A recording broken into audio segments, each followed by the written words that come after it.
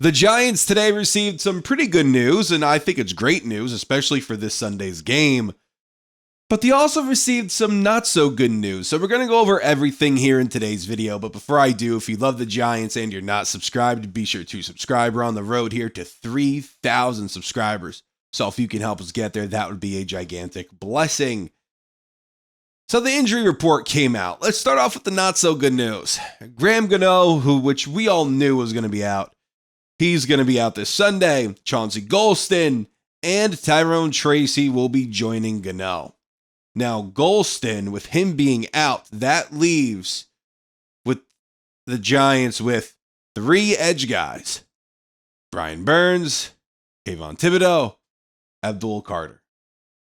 Tyrone Tracy, him being out, expected, but I was really excited for him coming into this season. I really was. Him and Scattaboo in that backfield, Tracy having, I believe, over 1,000 total yards last year. I was really excited for him to take that next step this season, especially with a potentially healthy Andrew Thomas. Is Andrew Thomas playing this Sunday? Well, he is. And Andrew Thomas will have a bigger workload this Sunday versus the Chargers. Last week, we all knew, basically played the first half. Daboll benched him. I believe he played, 25 snaps? Daboll benched him after that. When Andrew Thomas left that line, that New York Giant line collapsed. It did. They held their own. Thomas had a really great game. Just shows you when he's on the field, he's freaking awesome. He just needs to stay healthy.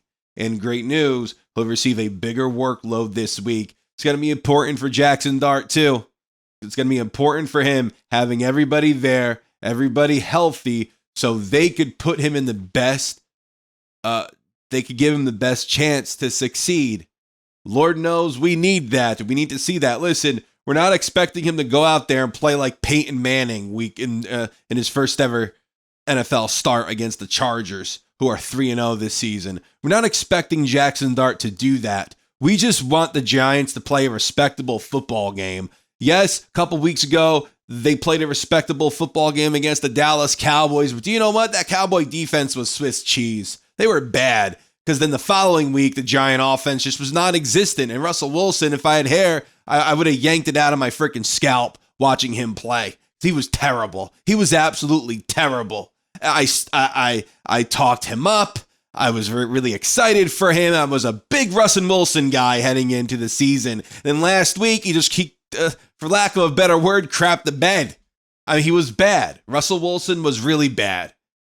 So hopefully Jaxson Dart could go in there with Malik Neighbors, who's also good to go, by the way. Malik been dealing with a little injury himself, but he did not have an injury designation today, which means, hey, he's all good to go. So we have Malik too, as well as Andrew Thomas. That's going to be incredibly important to Jaxson Dart's success, especially Scattaboo too. Scattaboo's freaking breaking out. So when Andrew Thomas was in the game, Scattaboo did some damage against the Chiefs. I'm really excited to just to have a bit of a healthier team outside of Tracy being out, Chauncey Golston. And then, obviously, Graham Gano not being available this Sunday. He's out. We saw the fiasco last week. I mean, that was terrible against the Chiefs. So who's going to kick for the Giants? Is it Young Ho Koo or is it Jude McAtney? Well, it's not a clear-cut decision here. There's not a clear-cut move being made by Brian Daboll. We still don't know yet. We don't know if it's going to be Young Ho. We don't know if it's going to be Jude. We have no idea.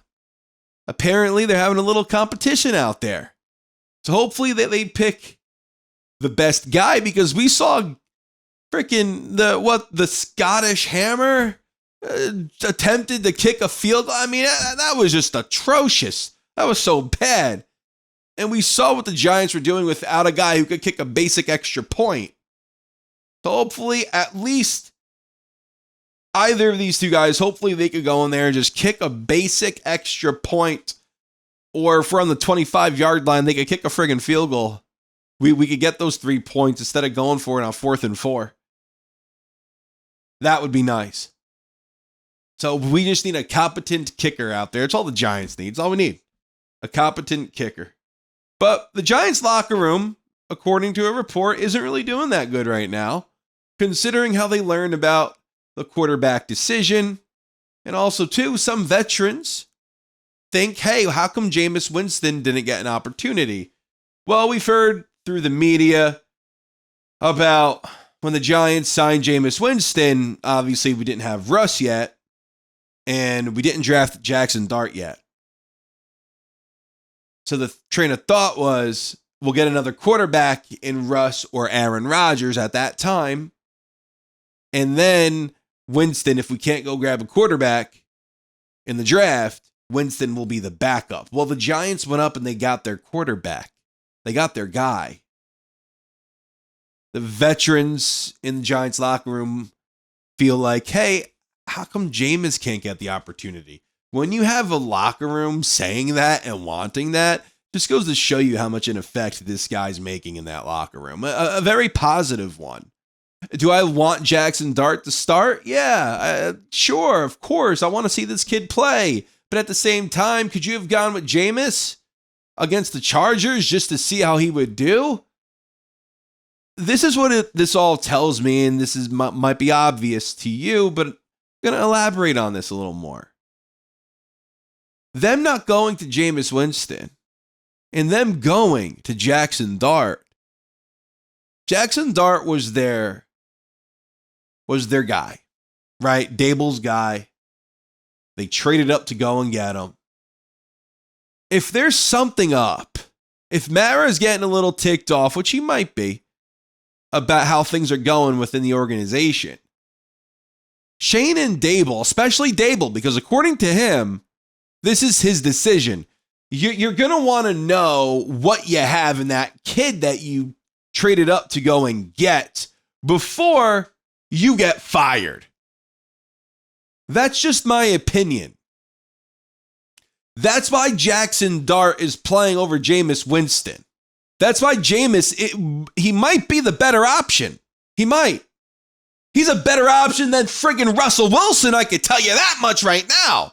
Russell Wilson wasn't even trying to throw the ball in the end zone. I mean, he was throwing it 20 yards over the end zone against the Chiefs. I mean, that was pathetic. A pathetic performance by a Super Bowl champion in Russell Wilson. It was terrible. Eli didn't even do that towards the end. It was a horrific performance by Russell Wilson. But I understand why the locker room may want to see, hey, can Jameis do this? Why throw Jaxson Dart to the Wolves? We want to have the best opportunity to win.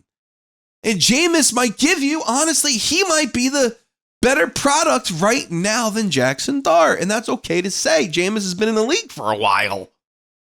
For years now. So he might be the better option. And the Giants locker room probably wants to see him get that opportunity. Jameis Winston will take those chances, take those shots that Russell Wilson did not take against the Chiefs. Winston would. He would have. I think Jaxson Dart too. So is Jaxson Dart the best move? Oh, the reason why they did it, they want to see, Daboll wants to see what they have, and if Dart plays well, Daboll keeps his job. It's as simple as that. Daboll keeps his job. A report came out about a week ago that if things go even more sideways, that the Giants may actually part with Daboll and Bowen. Well, since that report came out, the Giants look terrible against the Chiefs, at least offensively. Daboll's feeling it. He's feeling the pressure. We'll see what happens. Thank you guys so much. Take care.